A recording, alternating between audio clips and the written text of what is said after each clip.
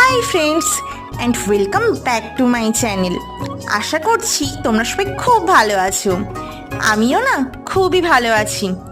আচ্ছা, বসন্ত তো পড়েই গেল, আর এই বসন্তে আমি ভাবছিলাম হোলিতে এবার ক্লে জুয়েলারি পরবো।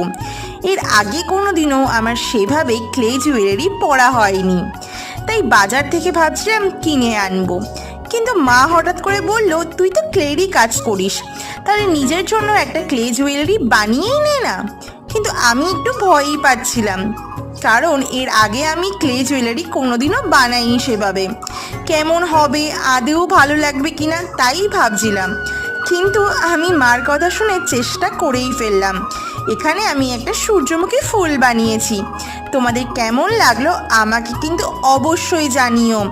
আর এই জুয়েলারিটা পরে আমাকে কেমন লাগছে সেটাও কিন্তু বলতে আমায় ভুলো না।